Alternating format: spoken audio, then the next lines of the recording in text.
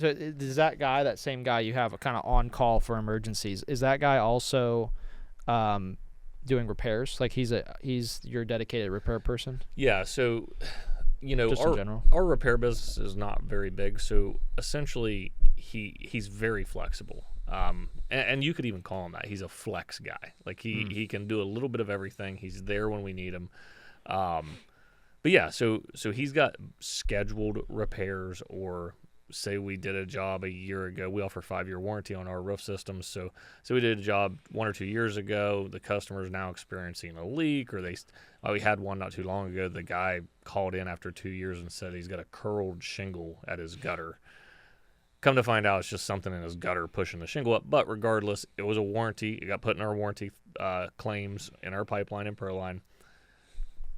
So Zach had an appointment to go out there the following day. It's very,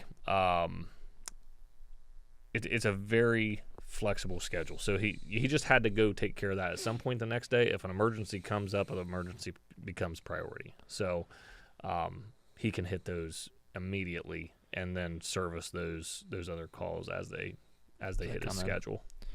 What point in your business, like how much revenue were you doing at the point when where it made sense to hire that flex guy? I've always had it. Really? Always had it. Yep. I mean, you got to remember our business went from a really big team of construction guys building new homes, doing huge remodel work, building spec houses, custom houses, and then we've over time shrank that team and employed or deployed more subcontract crews for the roofing business only. And then we've just kind of always kept one person in-house. That we've never went without having someone in-house that at the dial of a phone call we can put somewhere immediately. So we've never. To me, it's a cost of doing business. You need that, and it's not a big salary. Maybe a $50,000 a year guy, and you put him in a pickup truck. So. It's not a huge overhead cost to have that service, as a part of your team. Yeah, that makes sense. And they're basically going to pay for themselves. If you have them out there just doing repairs. So you always have had a repair aspect of your business then. Correct. Yeah, whether we advertise it or not, it's always there. Yeah. Because we don't advertise it because we really don't make a lot of money on it. If we break even, that's my goal. I just want to break even with them to where I don't have a cost in them, and we're able to take care of the customer base. So that's the big thing. Yep, that makes sense. Kind of building on that, do you offer / do you think it's a good idea to offer ongoing maintenance programs to customers? We've tried, and I have a really, really well-written maintenance program ready to go if we ever have anybody interested. We have presented it multiple times to homeowners associations, to commercial building owners. Commercial building owners, the only time we've ever had any success with it, because commercial roofs truly can be maintained. Yep. A shingle roof is much more difficult to maintenance.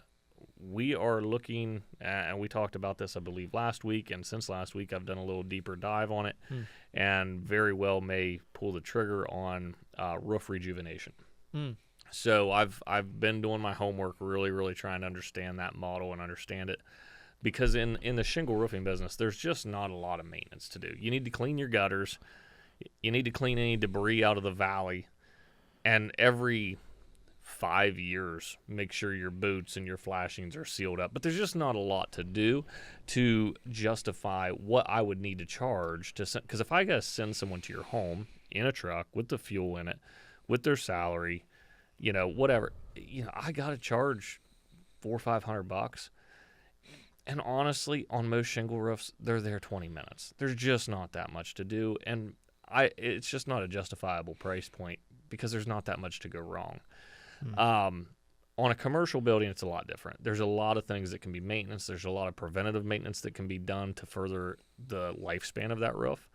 And commercial roofs are super expensive. So, someone may very well be willing to spend $2,500, $3,000 a year with you on a yearly maintenance plan. You stop by twice a year, you do some maintenance. But what we like to do is when we go there, we do the maintenance. We also look for any potential preventative maintenance things we can do, and we upcharge that. So, we find, there's the rubber's in good shape, but a lot of the seams are starting to lift and different things like that. Okay, well, maybe we offer a cover tape job where we go and we cover tape all the seams to bring that roof up to a good point to where it's going to lengthen the lifespan of it. So not just maintain it, but actually lengthen the lifespan of that system. So residential is real tough. Commercial, it can be done.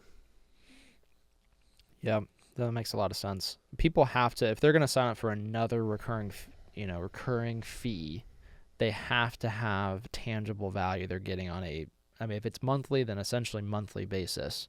They're going to need to know, what are you actually doing for me? Here's the problem, too, with residential. One, it's the money. Two, if it's a newer roof, they fully expect that roof to last them for 15 to 20 years without maintenance, because the last one they had lasted 20 years without ever touching it. Why do I need to do this now? Yep. Or it's a 20-year-old roof and they're calling you to do maintenance on it, and it's at a point where there's not a whole lot you can do. It's past its useful lifespan, and realistically it just needs replaced. So, like I say, again, residential is just a really hard spot to make that work. Yep, that makes total sense. I have some thoughts to share on this, but I just wanted to let you guys know we would love to answer your questions. So if you want us to talk on a specific topic, hit us in the Q&A. There's a Q&A button in Zoom. Just click on that, submit your questions. We would love to answer those. Otherwise, we just keep going through the questions that we have. So I've been having some conversations actually with some private equity firms. Being a CRM, it makes sense for us to have relationships with them. And it was really interesting them talking about, because most of the time private equity wants to come into a business with recurring revenue. They're really attracted to recurring revenue models. Yep. And so the question came up, okay, why roofing when roofing is not a recurring model, unless you're talking about commercial. And even then, like the relative, like you'll get some revenue, but it's tiny compared to the revenue from the actual roof. Yep. And what I've been hearing was they view roofing as a recurring revenue business. It's just that they view it as a recurring revenue business over a 15 or 20 year period, or depending on the market, it could be a 5, 10, 15 year period or 20 year period. But like you have to replace that roof. So it's not like you just have an option. You don't have to, you replace it once and then you never replace it again. You are going to have to, that homeowner is going to have to replace that roof on a set schedule. And so it is actually recurring. If you want it to be closer to a monthly, then or for the customer, then you can finance it. That's essentially turning it into a subscription when you finance a roof. But as the roofer, even when you finance it, you get the benefit. It's actually like a enhanced recurring, because not only is it recurring, but you're getting the revenue up front. So it's actually, in a way, it's even better than what you think of like HVAC or these other more recurring models, right? Because it not only is it recurring, but you're front loading all that revenue. And that's one of the things that makes roofing so attractive in general, is that you're front loading so much revenue. You sell one job, that can be a $30,000 revenue job. So it's a lot. And then that you can put some of that money back into marketing. So many businesses, like for example, on the software side, it's the opposite. We have to work with someone for years and years and years in order to see the value of that relationship fully. Right. And so it was kind of a reframe in my mind of the roofing business model in general, realizing that it is actually recurring. It's just not the way you normally think of recurring revenue. Yeah. Well, and that's the whole reason I've always tried to figure out a maintenance program, is because I always wanted to be the next. My best friend always owned a mowing and landscaping business, and like I always was so jealous, because once he got his customers and his map set out for a weekly schedule, that was just his schedule every week. He didn't have to go find new customers. Yeah. Every once in a while, somebody get pissed and you have to go replace that one customer. But I mean, that's not a real common thing. You do your job right, you got happy customers, you just keep working for them all year. You want to grow next year, you find more customers, you put another crew to work. Now you're doing twice as much volume. I always tried to figure that out, and I think that's a great example, a great way to put it, that we are in some sort of a recurring revenue business. It just needs to be looked at a little bit differently. Yeah. Yeah. And if you think about, that's why it's so impactful as a roofing business to have a powerful brand and community awareness, because that is literally what makes you a recurring business, is because you need them to replace the roof, and then if a storm comes through, you need to be the first company they call when they need the roof replaced again. Or if it goes the full lifetime, ideally you're still the brand in the market and they use you again. That may take 10 to 15 years, but I think that's these private equity companies buying roofing businesses, that's their bet. It's like, this company's been in business for 10 to 15 years. If they have a good enough brand, we're going to get all the same people they worked with back in the day. We're over the next 10 years going to get that back. Yeah. And so that's, I think, the bet on the value of the business is on them being, established in the market and being able to continue to like rely on that over time. Yeah, makes sense to me.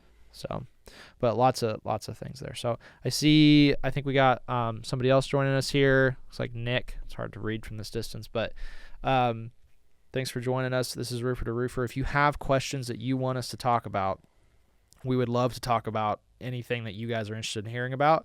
Otherwise, we're just going through our questions that we have here on our list. So let's go ahead and get another one here.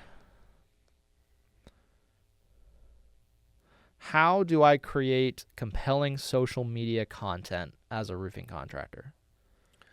We're working on something right now to add comedy to our social media stuff. So we did one at Thanksgiving. I thought it was funny. I can't remember. Something about, does your roof look foul? And we had a bunch of turkeys photoshopped onto a roof, and it was funny. And it did well. Like, it did better than just a generic photo of a roof, with a caption above it. But I think that, and then video content. I mean, I can't sit here and say we're good at it, because we're just not. We have not taken the time, but when we do take the time, it performs at least 50 times better than regular photo content. So I know a guy that's actually working with Blue Collar Media and their video package that they're offering. And I've seen some of the video content that he's done, and it is fantastic. So, and not saying that's who you have to go to. I'm just saying, like, it's performing really well because it's good quality video. All we have is 2 DJI mics that hook to your phone and a DJI gimbal, and the videos are really good. Like, iPhones today are pretty quality cameras. So between the mic and holding the camera somewhat steady, the selfie style videos are, and we got a little tripod with the gimbal, so you can set it up on a tripod. We've done a handful here recently. It's something we're trying to work on through the winter to really build a backlog of these videos to kind of deploy in the spring. But I think that's the key for doing well organically on social. Yeah. That makes sense. Yeah, I mean, it's not hard to create high quality content these days. No. There's very relatively, I mean, everyone's got it essentially in your pocket, and you spend a few $100s more, you can get the DJI mics, you can get the DJI, gimbal, or even we use for a lot of our stuff when we go out to like job sites every once in a while and do content for ProLine. We'll use the handheld DJI camera. It's like $250. Oh, yeah. I remember that RoofCon. Yeah, that was sweet. Yeah. It's so lightweight, and it's like it's already got the gimbal built in, and the content's great, and it syncs up with the mic super easily. But you don't even need that. Like, you can just use your phone, and it's fine. Even just the phone without the mic. I did that in the past, and I've done that for some videos that ProLine's used on their YouTube, was just simply selfie video on your iPhone, and honestly, the quality's pretty good. Yep.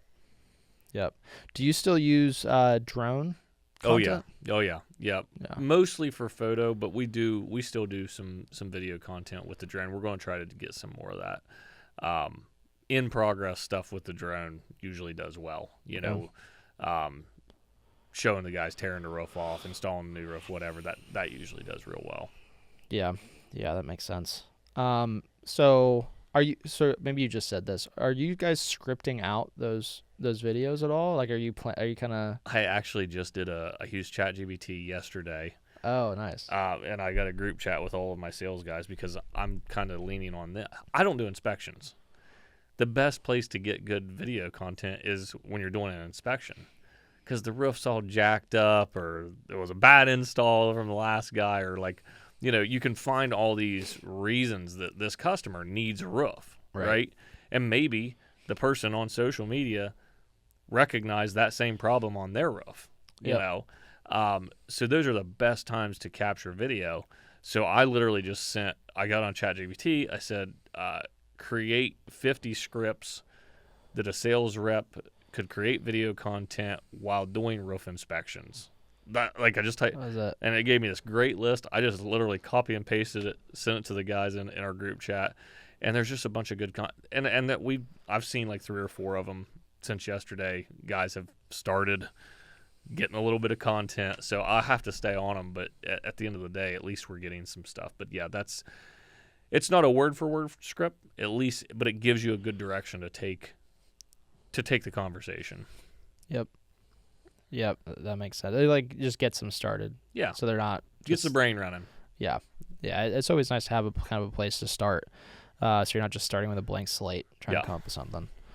Well, you get there and you draw a blank, and then you just quit. And then, that's what I do. Like, I'll get there and be like, I don't know what the hell I'm going to talk about. I'll just not do it today. But if you've got, you know, some ideas, now you don't have that excuse. Right. Yeah, that makes sense. How else, is there any other kind of video stuff you guys are doing? You got the drones, got the you know, being funny, you got the stuff on the inspections. Not really. That's pretty much the key to what we're trying to do. Like I said, we've always kind of dabbled with it, but right now we're really trying to shift focus towards that. Yeah. You know, the stuff with the inspections, I bet you that gets a lot of engagement because there's probably people commenting. Oh, yeah. On that's everyone why wants they're to good. give an opinion. Well, everyone has an opinion. Yeah, it's because, well, and then like one of my guys, Zach, posted a video of him doing an inspection and explaining what was wrong with this roof, and it was raking. You know, somebody installed dimensional shingles in a raking installation pattern, which is 100% wrong. Yeah.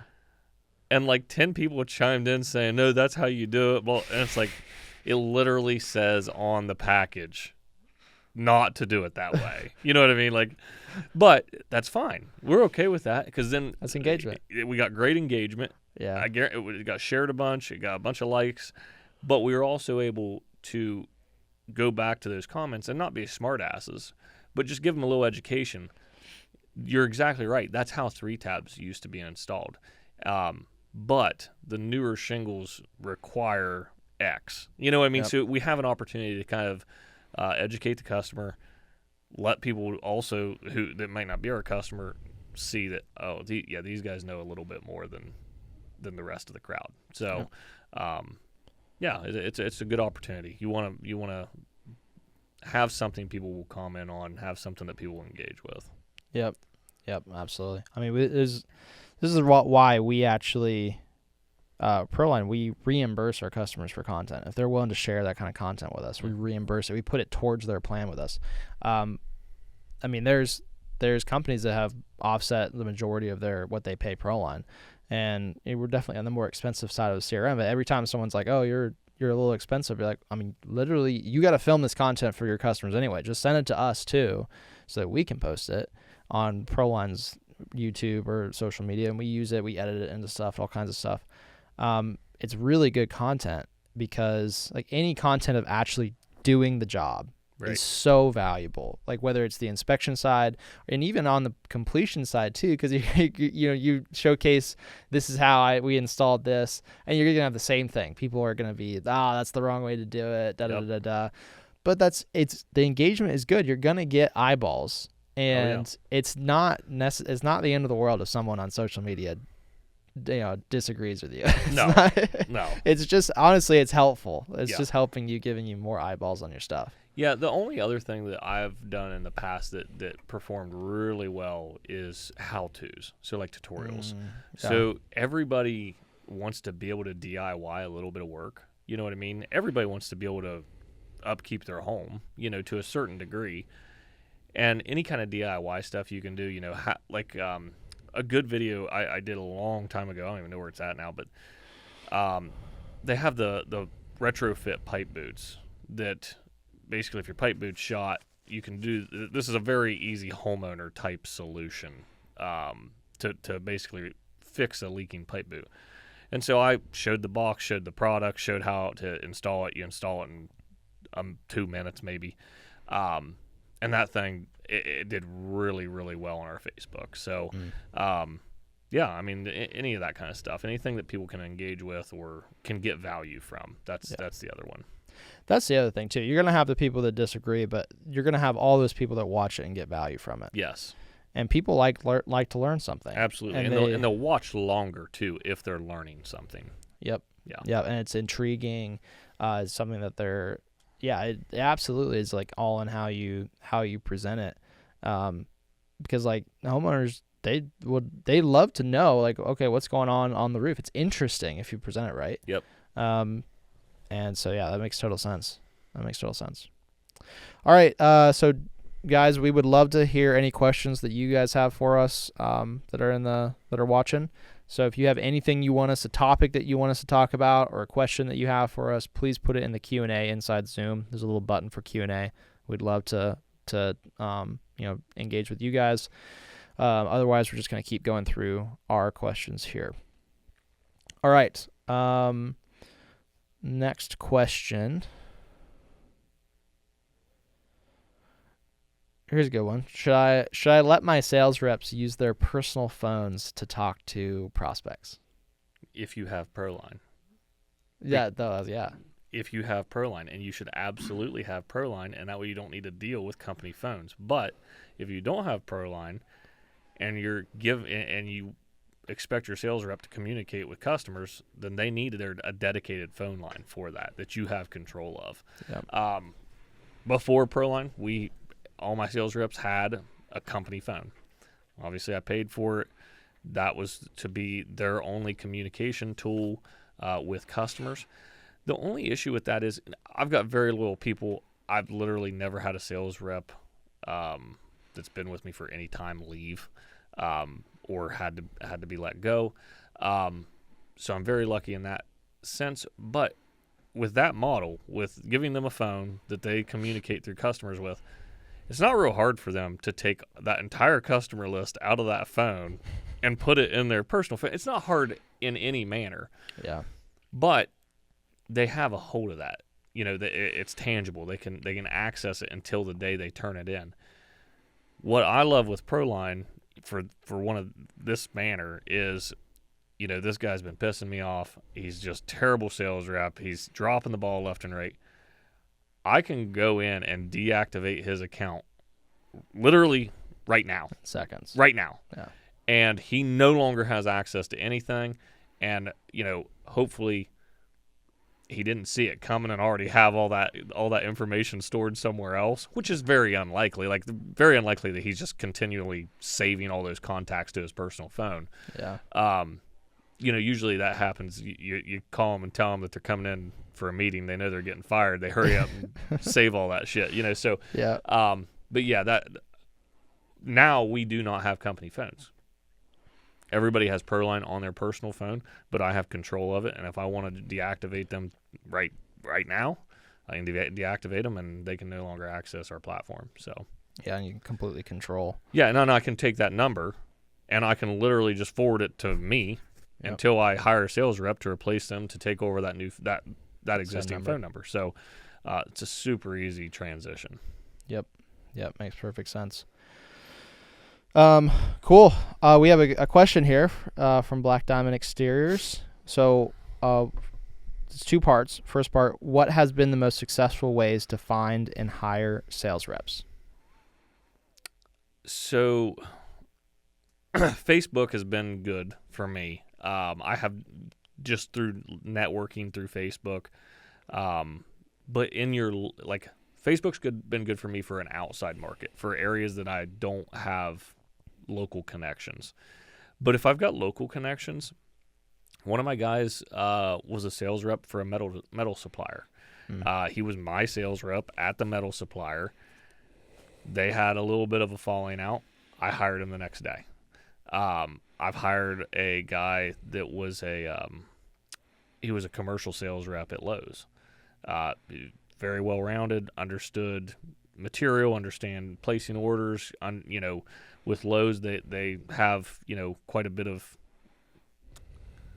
details that they have to do inside of their scope of work to hit their, just to stay organized. So they're not, it's not a fly by night thing. It's a very organized structure. So that went well. And then I hired internally. One of my guys was a laborer. He's a very well-rounded laborer as far as just a smart, intelligent guy. But there was an opportunity in sales, and it would pay him a lot more money. And I knew he was right for the job, and he thought about it for a while, and he took it, and he couldn't be happier. I mean, he's making well over double what he was making as a laborer in sales because he's just good at it. So actually, that's happened twice. I've got two of my guys were laborers. Two of my sales reps were laborers. But who better to have in sales than a charismatic, friendly guy that understands how to install a roof system? Yep.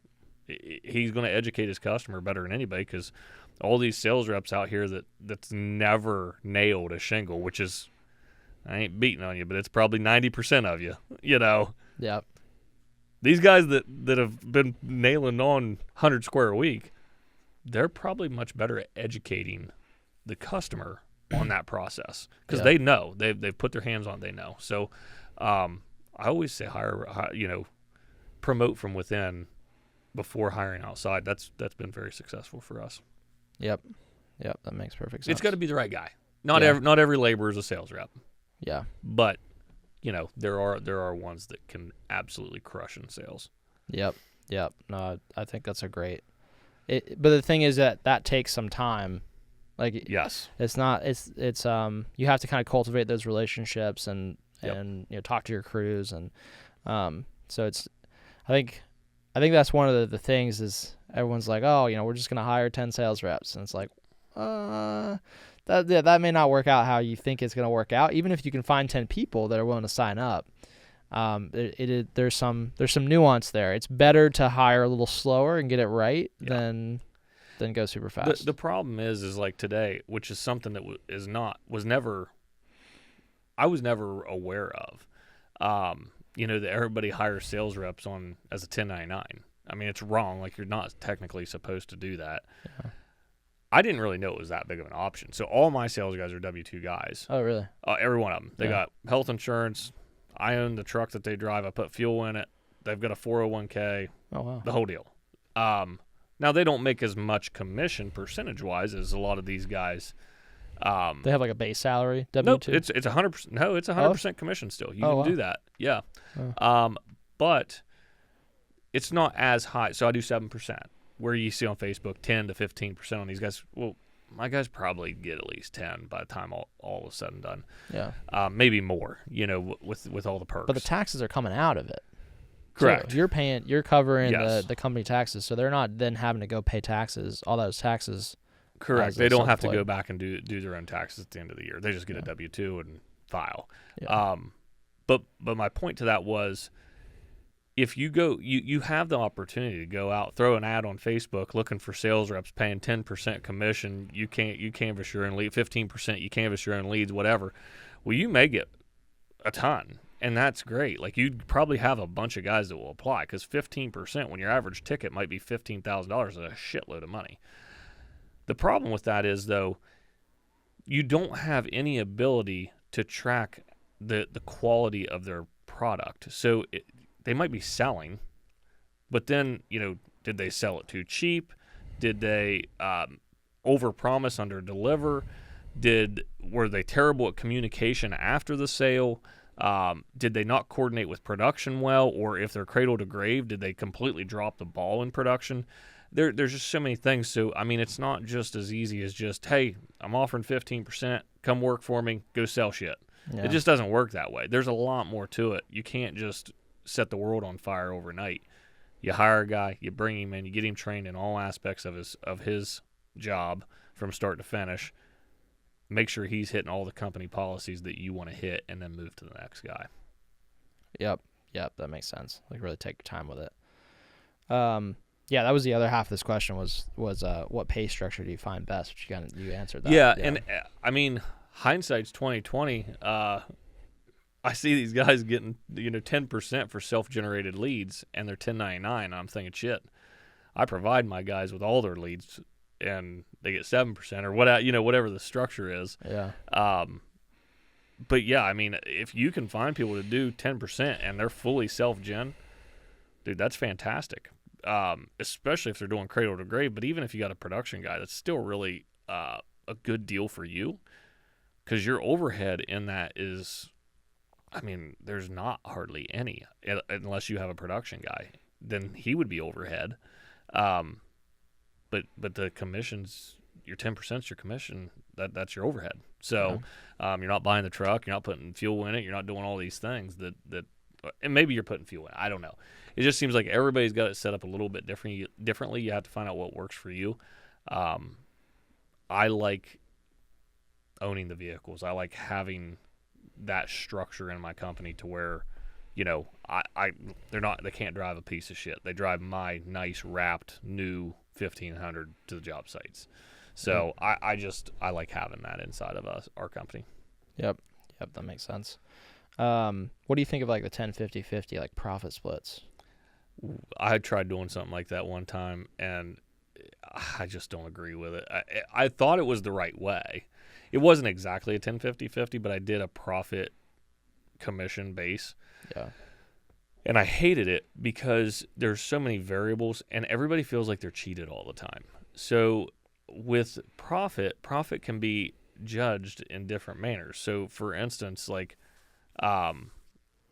one, you've got overhead to consider. Who's figuring overhead, because nobody ever agrees on what's overhead. But the other one's like the dumb little shit like returns.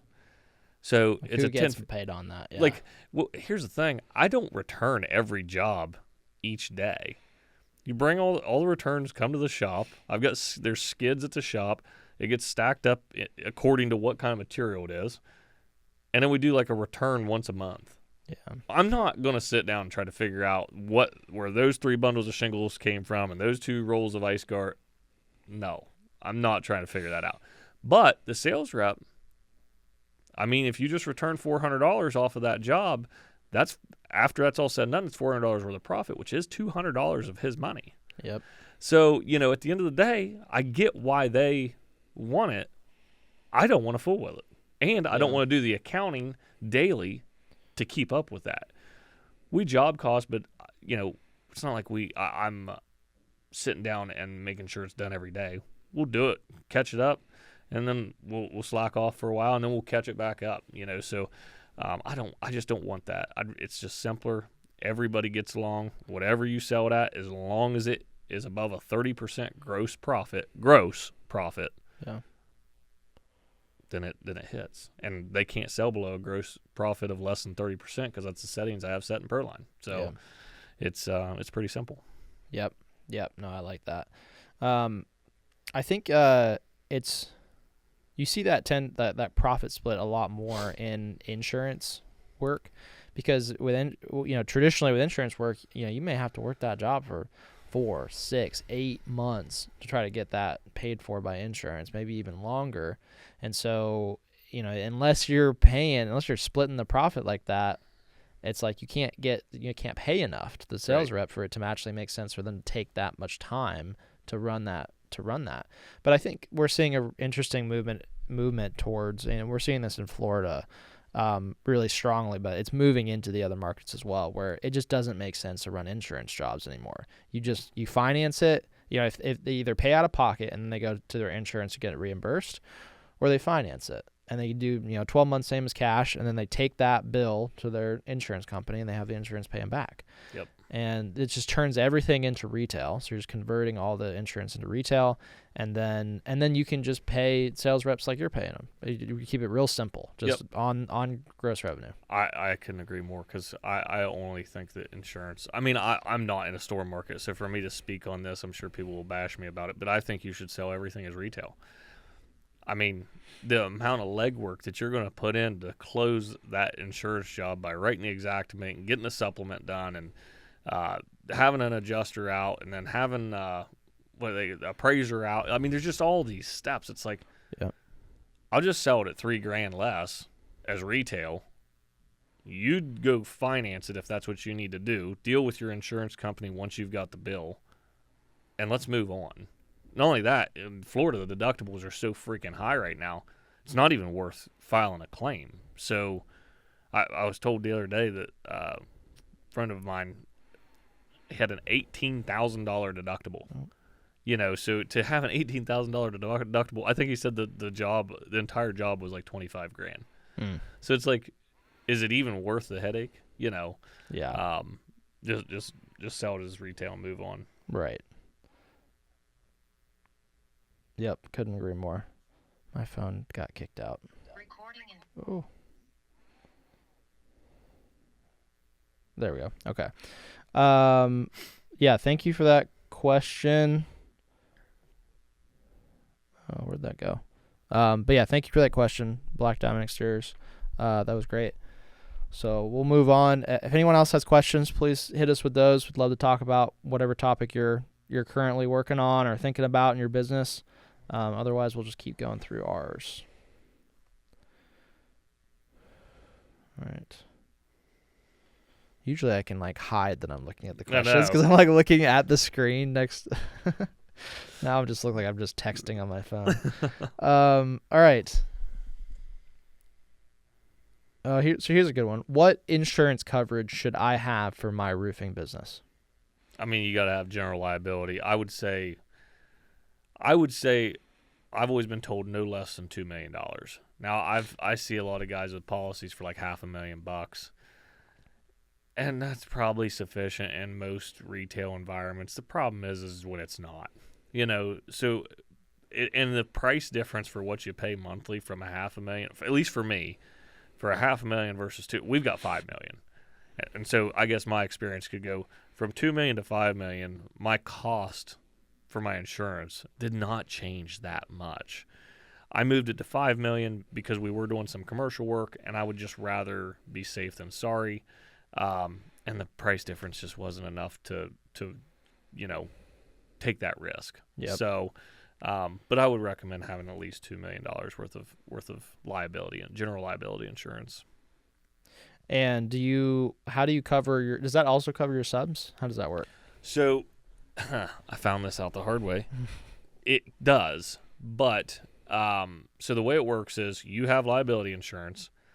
You need a subcontractor agreement with each contractor, each sub you work with per job.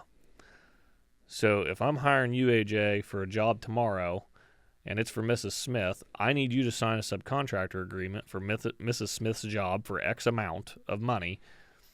And I also need to be listed as additionally insured on your insurance, and I do that once a year. Same with workers' comp. You give me a certificate of workers' comp once a year. If I don't do that, and your coverage lapse, and I don't have a subcontractor agreement with you signed, if Mrs. Jones sues me for neglect or for whatever the case is with the installation, or say we dropped something through the ceiling and broke her $100,000 china cabinet or whatever, I am liable. Now, if I have a subcontractor agreement and you don't have insurance, I file the claim, my insurance will pick it up, they will sue you to get reimbursed. So even though you don't have insurance, my insurance company is going to take care of me because I did pay. Yep. And they're going to come after you to get their money back. Because of the agreement that was in place. Correct. Yep. Found that one out the hard way. about $100,000 out of my pocket on that one. Oof, Yeah. So, that hurts. but yeah, I mean, that's the right way to do it. Yeah. Yeah. That makes sense. All right. We got another question here. This is good. So, another one from Black Diamond. How are many homeowners don't have the money or can't get financed for $15,000 to $20,000? How do you get around that on insurance deals? I don't really do insurance. I mean, I hate to neglect the question because Yeah. it's a good question. I mean, at that point, I think you have to work it as an insurance lead, and Yeah. do the follow up appointments. If you want the sale, then you kind of got to go through the hoops that the insurance companies require. And but maybe they have enough to put a significant amount down. Maybe they have $8,000 to put down on that. And maybe they need to refile that financing application with $8,000 down and not try to finance the full amount, because the way those unsecured loans work, it's the amount, it's the credit score, it's the length of payment terms. There's all these things that factor into whether you're approved or not. It's not just, a credit pool and it's done. It's how much do you need, how much are you willing to put down, what's your debt to income, stuff like that. Yeah. So there's, maybe edit that financing application with what you can possibly do. Maybe that works, or just run it as an insurance job. I don't have insurance where I'm at. I don't want to say I don't have insurance where I'm at. We don't get storms to cause enough to where we fool with it, so every once in a while we'll get someone that filed a claim, and essentially we don't really do much with it. We just tell them, well, have your adjuster out. If you'd like us to meet with the adjuster when they come, we'll come for the meeting. But other than that, we're not writing an Xactimate. We're not breaking out our pricing. We're still just giving you a retail bid. So Yep. what we find most of the time is the insurance pays the customer more than what we charged. So it works out great for everybody. Yep. Yep. No, that makes sense. So I can speak for, because I talk to a lot of guys in Florida and then Texas that are in those kind of heavy markets, heavy insurance markets, and the companies that I know that are doing this retail for insurance model. If someone can't get financed, so they'll get real creative with the financing. That's I think step one. But if you can't get them financed and they don't have the money, then it's not your customer. They're just absolute line in the sand. You got to be able to pay for it. You can finance it, or you can pay it out of pocket, but you got to be able to finance it. And if you are absolutely determined to come out zero out of pocket for this, and you want to wait for the insurance check, that's great. We're just not your contractor, and we'll let somebody else do it who's willing to go through all that hassle and the delay and have to pay the sales rep more and all that. And I think because what they've recognized is to build a great company, this is how you have to run it.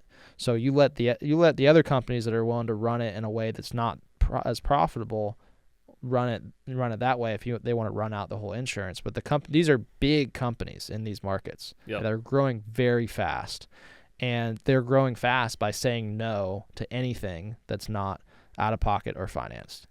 Here's the thing: if you're in those storm markets, the amount of opportunity to do a re-roof is high. So high.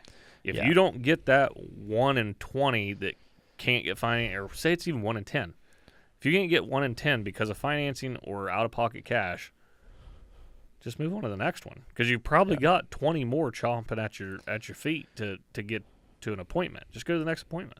I think that's the key here. So if you're in a market where you have a lot of insurance, but then you don't have enough volume to be able to easily say no to people that can't get financed or can't come out of pocket, then it's going to be hard. It's definitely going to be challenging. And I think so there's a lot of markets that are not in Texas, so it's really Texas, Colorado, and Florida are like the really big storm markets right now, right? So it's the markets kind of outside of those areas that are still hit by storms, but maybe not at the same volume. Right. I could see where that's really tricky to run this model now, and part of it's too because it's maybe because insurance the insurance companies, they kind of test things in these markets like Texas and Florida. And so they're way more aggressive. It's much harder to get things covered versus in these other markets. They're a little bit more lax because it's like they're not getting hit as hard in those markets. Right.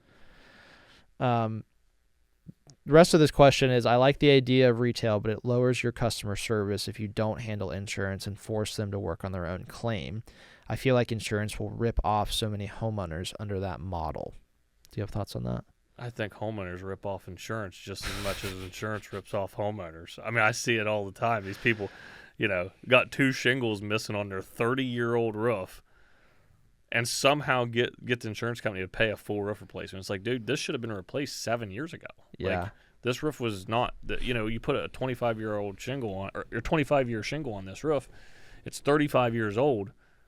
You're missing some, 5 tabs across this slope, and somehow you scammed them because you should have. This is a retail job. You needed to replace this years ago. Yeah. So, I mean, it could go both ways. It can go both ways. Don't get me wrong. Insurance companies are slimy. They're slimy. But homeowners also need to take some more responsibility and keep their stuff up to date a little bit more. That's coming from a market that doesn't see the storms. So our roofs do get to be 30, 35, 40 years old. And they're still trying to rip off insurance. And then we get one gust of wind in a thunderstorm that's just like a 60-mile-an-hour gust, and it rips off 10 tabs, and now they're somehow getting an insurance company to replace it. So yeah. I'm not going to bat for that guy. Right. You need to pay for it, or if you want to deal with your insurance adjuster, that's on you. But I'm not wasting time with it. Yeah. I think our opinion is definitely qualified because you're not in a heavy storm market, and I'm speaking secondhand from our users on ProLine that are in these markets. The one other thing I'll share, and I do want to caveat this because I feel like I'm a little bit outside my expertise, but from my understanding, the most powerful thing you can do in negotiating with your insurance company is to bring them a paid bill. If you bring them an invoice that says, my roof was damaged, here's all the photos, because that's, I think, an important part is still documenting all the damage so that the homeowner has ammo to go to the insurance company. So they're sending this very detailed inspection report. Here's all the damage. It's clearly this, and this. It's, the contractor has already typed all that in. Here's the wind damage. Here's the hail damage, whatever it is. And then sending that to the insurance company and saying, and also here's my bill because I already paid them. This is how much it costs. Yeah, that's a lot of ammo to go to the insurance company with, and you're still gonna probably have to do some work on that to negotiate with them, and they might not cover the whole thing depending on the age of the roof and other situations. But that's so much more ammo than if you're trying to get it covered and approved before the roof gets replaced. Yeah. Because there's so much more room for the insurance company to be like, well, if it was really that damaged, you'd already have it replaced, right? Sure. But if you just got it done, you're like, hey, this was urgent. It had to get replaced. We paid for it. Here's the invoice. It's just, you're arming the homeowner with pretty much everything they need to get that covered. Yep. And so at that point, it's not, it's just a different position. It's not like you're just letting the homeowner just go off on their own with nothing. Sure. Brian Huff actually has a good outlook on that, and I've talked to Colorado. Yeah, he's in Colorado and has some good perspective. But basically, that's what he does. He has the homeowner finance it, so they're not digging a bunch of cash out of pocket, and then he gets them an invoice with a full company cam, project, whatever, not checklist, but summary of everything that they've done on that roof, everything that was damaged. 1 second. I did it again. All right, we're good. Go ahead. All right, So Brian Huff, he'll get you financing for your project. Then once the project's done, he gives you the whole company cam showcase of everything that was done, that was damaged, and an invoice, and then you take it to your insurance agent at that time to try to get it funded. He also has an attorney he works with very closely. From what I understand, it doesn't cost a lot of money to basically have that attorney submit all that stuff. And if I remember right, he had a really, really good success rate of the insurance companies literally just, yeah, okay, Here's your reimbursement. Mm. Now, and that's the way they would handle it. They'd handle that as more of a reimbursement, not as an Xactimate where all these supplementers are getting $20,000 for a $13,000 roof. Right. So it's just a straight reimbursement. You pay the deductible. The deductible obviously comes out of the reimbursement. So you get almost all of your money back. So I mean, that's how I would handle it if I was given the opportunity. But I'm not. I'm just not in that kind of market. Yeah. I wish I was. I'd love to see some shingles blowing through the air. I don't ever get to see that. That makes total sense though. And I think it's always been a little wild to me. You have the whole insurance system around car accidents, and you have personal injury attorneys that run that. It's like all run by attorneys that went to law school. Yep. And then in roofing, it's like, no, we don't need attorneys. We're gonna have this 19-year-old talk to the insurance agency, and I mean it's worked. But I think insurance companies are starting to realize, like, why are we letting these 19-year-olds tell us what we owe on a roof? We don't do that with cars. Why would we do that with homes? Right. So the insurance companies are starting to figure out like that they can push back on that. And so I think so it makes sense. I've always wondered, like, when is that going to start happening? When are you going to start seeing more attorneys get involved? I think the thing is it's a little less appealing because when a car accident, you have medical bills. So that amount can be massive versus a roof. It's just the roof. So it is a lot of money. Hundreds of thousands, it's tens of thousands. It's tens of thousands, yeah. Yes. So it's less attractive to attorneys, but that's still, I think if you had, that sounds like a really interesting thing that he has going on, where maybe you get a relationship with an attorney and it's just sort of cookie cutter for them. So instead of them kind of going through this whole process, they're just like, this is the way we submit it every time.